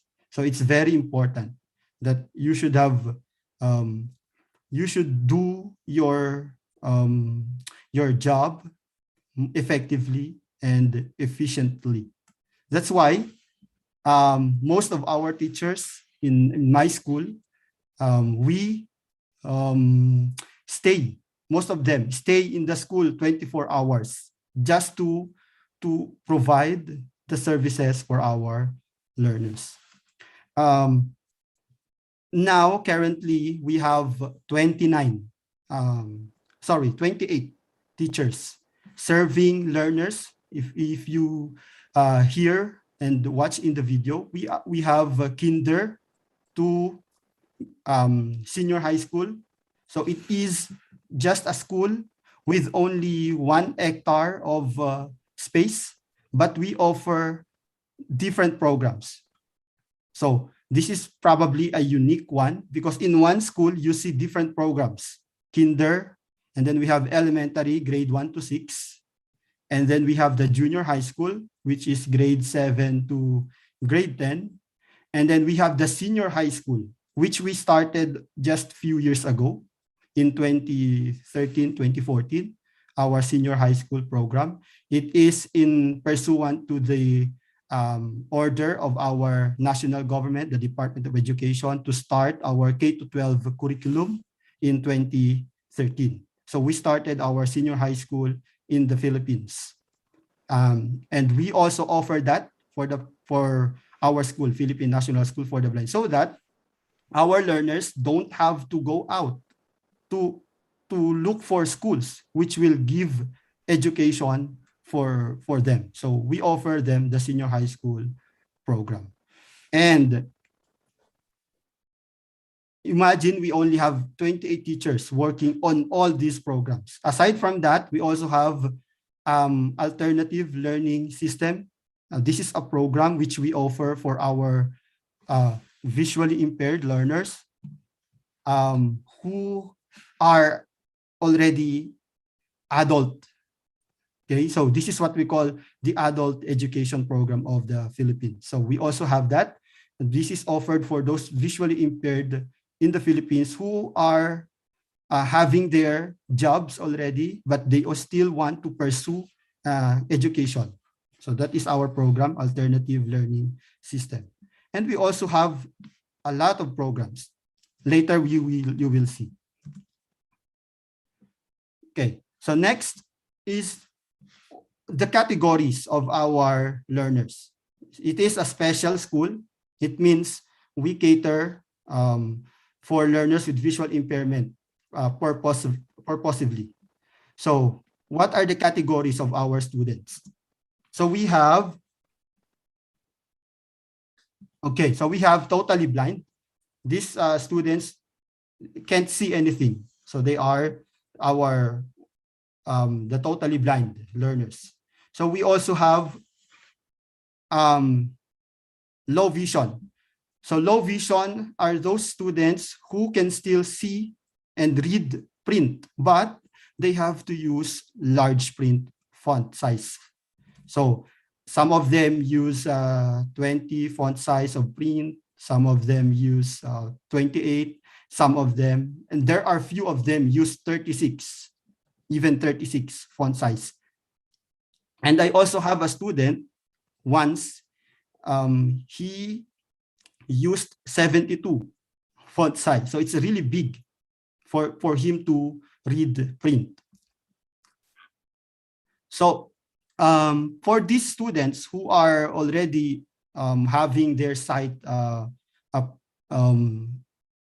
progressing in terms of loss, so meaning their sight is slowly progressing, losing. So we are teaching them, we are starting to teach them Braille. And then we also have students who can still see light.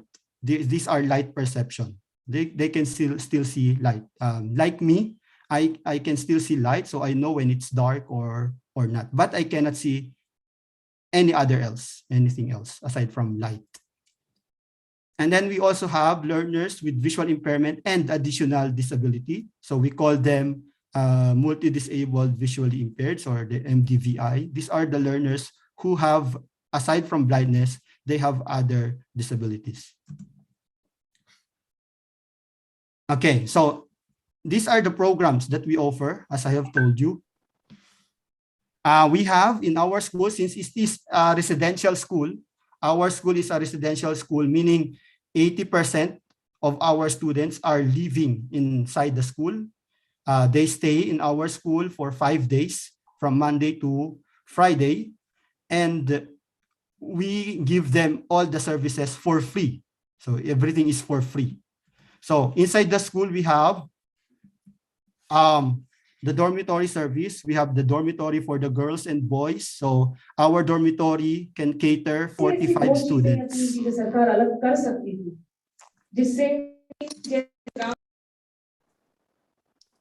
Okay, so our dormitory can cater 45 students for the girls and 45 students for the boys. And now we are trying to extend this number so that more students will be served. And then we have dental and medical services. So we have a clinic inside the school, and we have guidance, counseling, and social services. So we have our guidance officer. We also have our social worker to address the emotional needs and the behavior of our learners. So we also have computer laboratories. When I was a student in my school, we only have one computer sharing. So 14 students. So because we are 14 in my class before, we just have one computer and we are all sharing with that computer. So now we have a lot of computer laboratories. And later you will see how we achieve this milestone, that from one computer inside the school, we were able to have 3 computer laboratories. And the ratio of our computer to students now is at least 1:2. So that's the ratio of our computers now. So in just 10 years, 10 years, we were able to achieve that milestone. And then we also have resource center, which is also fully furnished with a lot of computers and a lot of Braille materials and print materials. And we also have, just in 2016, we started our massage clinic because we have senior high school. So we have to teach our learners with how they could earn money. So one of the services that we offer for now is massage clinic. Hopefully, later on, we will add more services, livelihood services for our learners. And we also have transition and feeding room. So this transition store was established for our learners with visual impairment and they have additional disabilities, so that we can teach them their independent living skills and life skills. So, and then we also have risk reduction management office inside our school.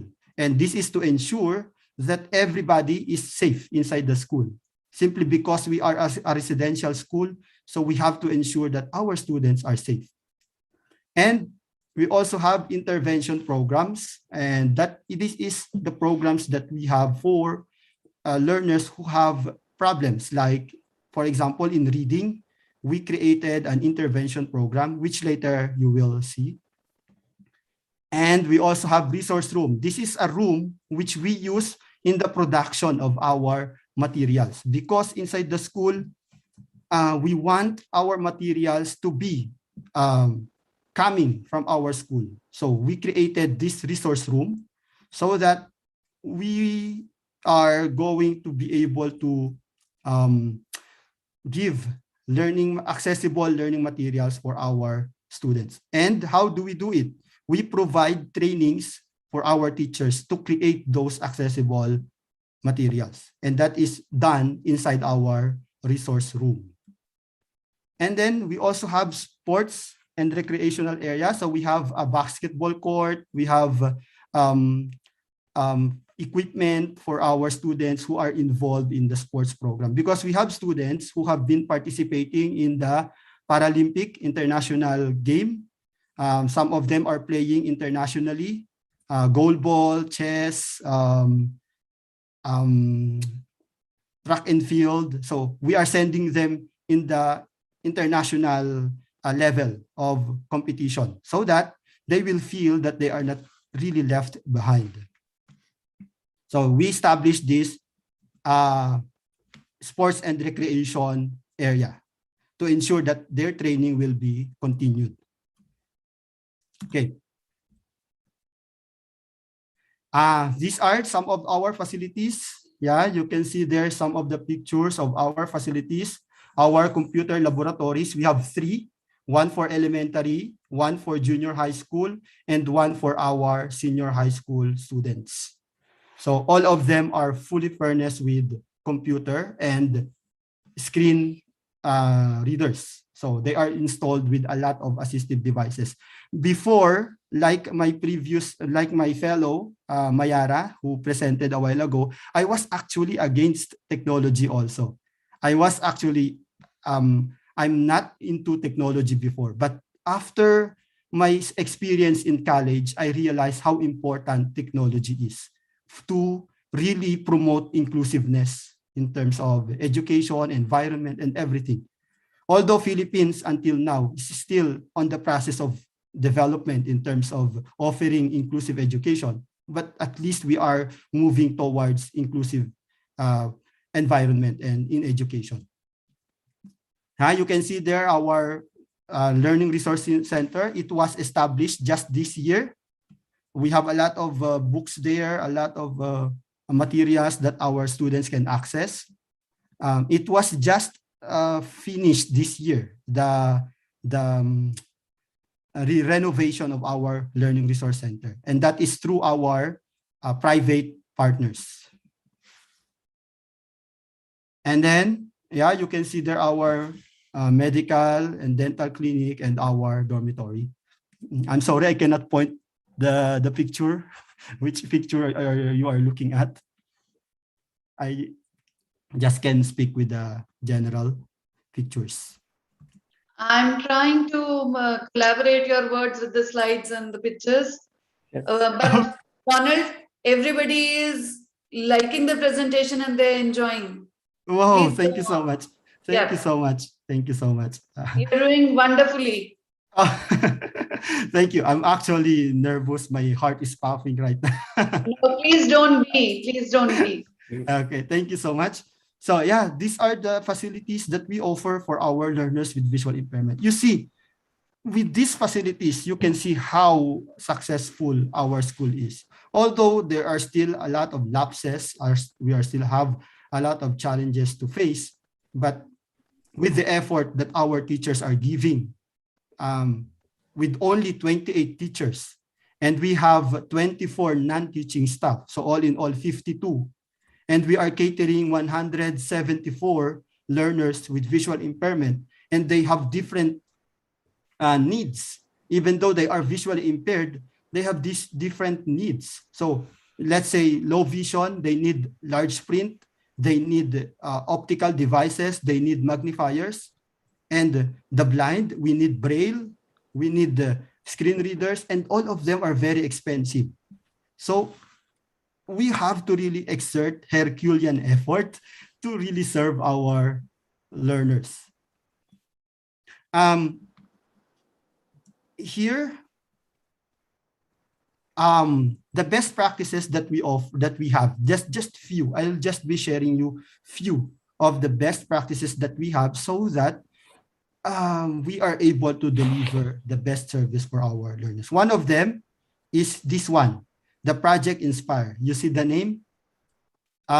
This is a project INSPIRE means intensifying sustainable partnership and involvement for responsive education. So the keyword is very important, responsive education, especially now, Philippines is one of the countries being affected by pandemic. So we need to make education responsive for our learners. Imagine we are doing online classes with visually impaired people. This is our actually first time to do this, doing online classes for learners with visual impairment, which most of them don't have enough knowledge in terms of technology. So it's really challenging. So, and most of them don't have access to internet. In fact, out of 174, when we surveyed them, only 23 have internet connection. And only 22 have gadgets to use to connect to their online classes. So how do we do that? How do we deliver quality education despite the challenge posed by this pandemic? So we created this project INSPIRE, which aims to establish sustainable partnership with our partners, with our sponsors, because we only have very limited resources. So we really depend on private sponsorship. So through this project, we look for sponsors that can provide our learners devices. So we look for sponsors that can provide our learners internet load allowance. Because imagine 174 and only 23 have internet access, and only 22 have gadget or his or her own gadget. Yeah. So it's very challenging. So we are targeting that this year, 2021, 2022, or no, 2020, 2021, we are targeting to increase by 5% of the number of our partners. And we did it.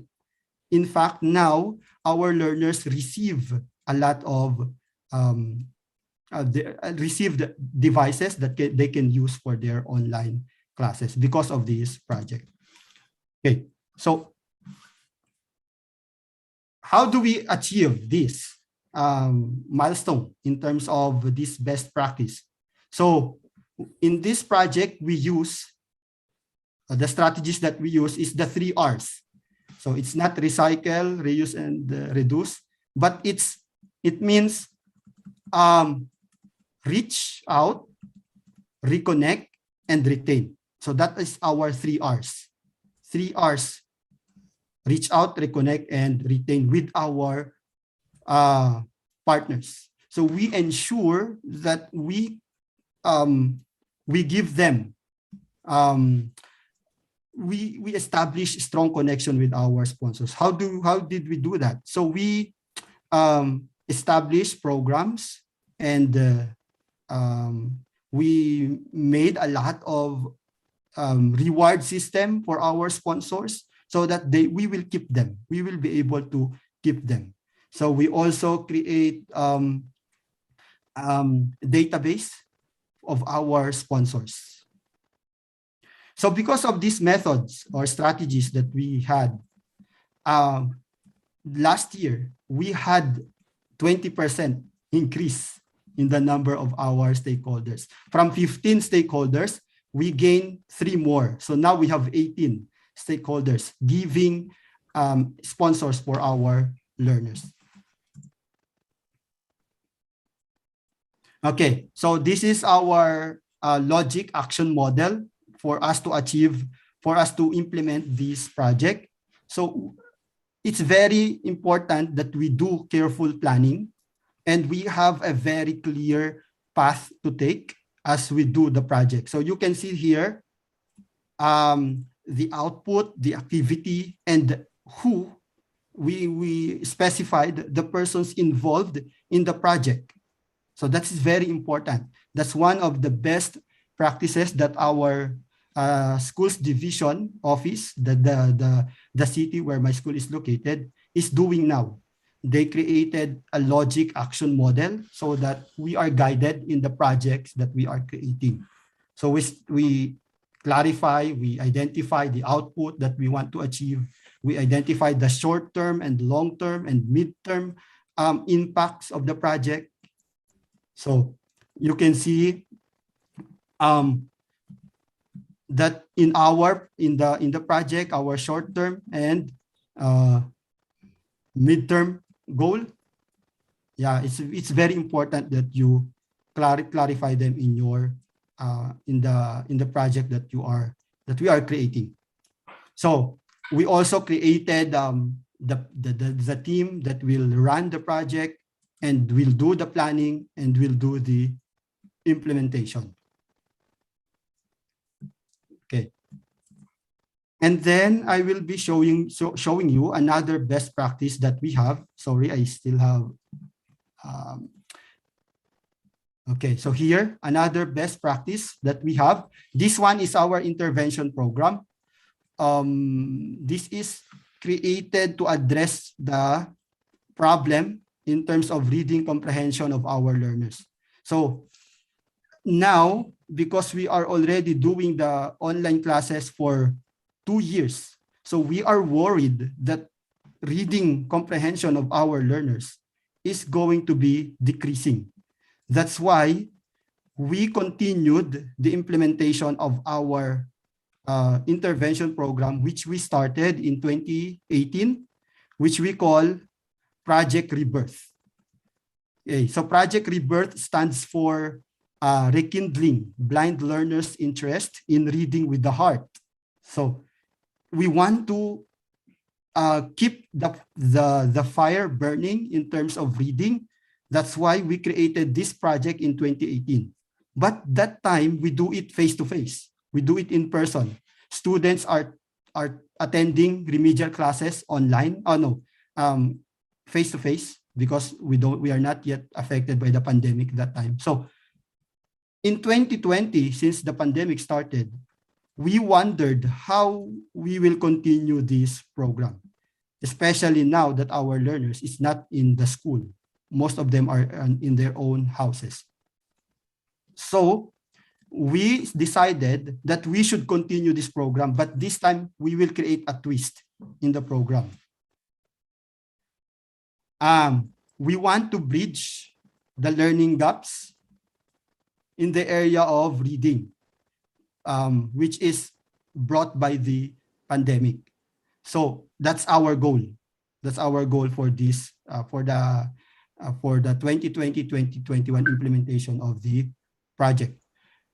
And we want to establish the effectiveness of the project in terms of when we apply it in the online setting or blended mode of modality of learning.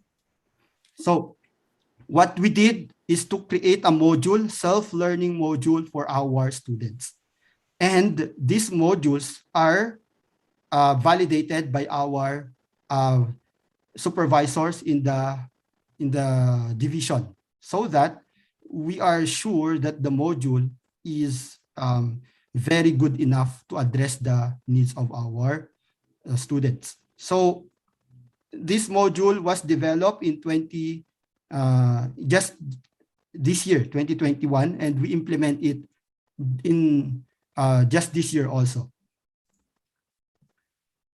Because of that module, so we have now a material to use to teach our learners, although they are on their houses. So how do we bring them the modules? So these are the strategies that we did. Okay, so we developed the action plan at the start. So we ask the supervisors from the division to validate our module before we implement it, and then we design the course, the class scheduling, the groupings of the students and the teachers, and then this is the most important part: the production of the modules in Braille and large print. This is a very tedious task for the teachers, but we were successful to do it. And we deliver these modules right at their doorsteps through our couriers. So we deliver these modules. The school paid for the delivery and they receive it at their doorstep. So the modules are in Braille and in large print and regular print formats. And we also give them the soft copy of the module for those students who are using their devices. And then we conducted the online reading classes for the students. So that's what we did to address the needs of our learners in terms of improving or sustaining their reading comprehension. So in the online classes, since we have, we want the students to be taught more effectively, we divide them into groups, and each group is composed of 3 teachers. And the ratio of the teacher to student is 1:1. So what we did is a tutorial system of teaching. So 1:1, 1 student, 1 teacher, so that everything will be addressed, the problem in reading. Okay, so this is our logic action model for this project. So we have the long-term, short-term goals and the specific outputs and activities that we want to achieve. So we clarify them before we start the project implementation. Everything is laid out carefully. Okay, so our short-term goal is to identification of those learners who have difficulties in terms of reading comprehension, who are struggling in their reading comprehension. And we do reframing of the project because we did it before face-to-face. Now we are doing it in a blended mode of learning, which is online or modular mode. So we have to do some reframing of the project so that we will be able to adapt to the needs of the students. And then we ensure that the project is acceptable and viable to be implemented right at the what is needed. So it must be viable right at the availability of the materials.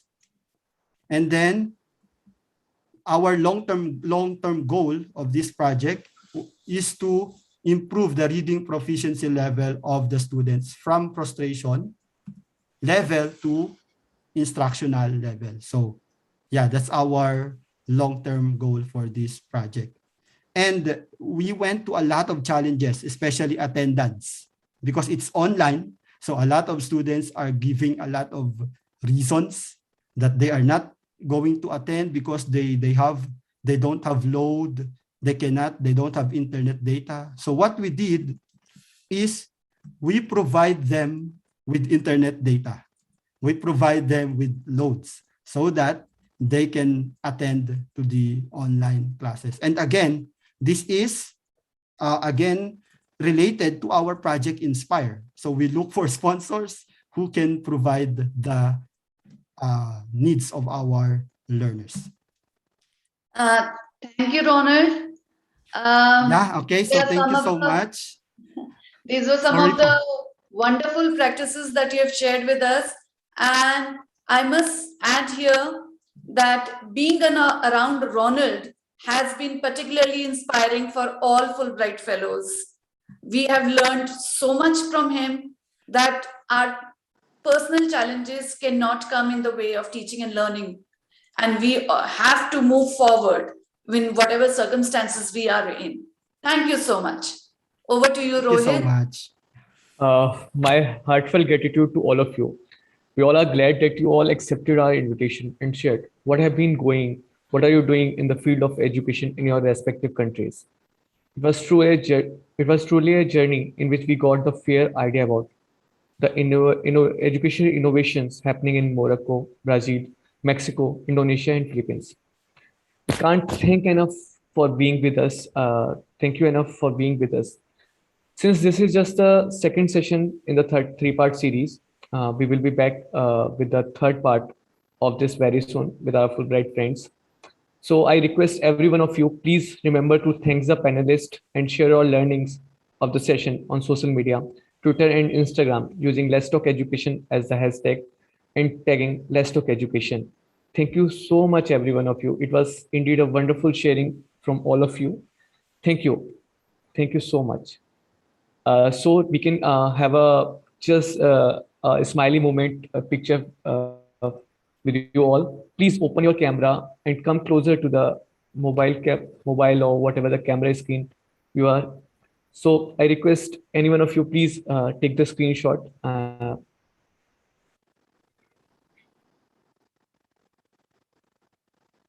I'm just taking wait.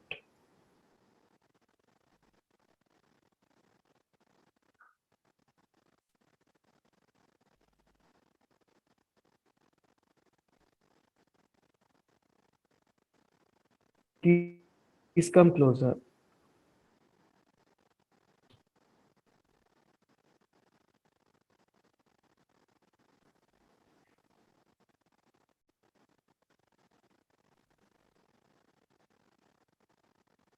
One more, please. So everyone can be in the same.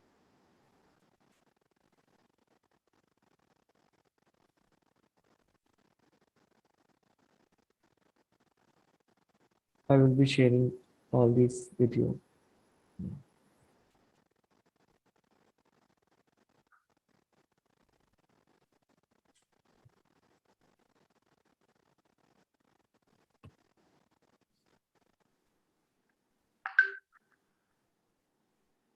Thank you so much, everyone. Thank you. Thank you so much for joining with us.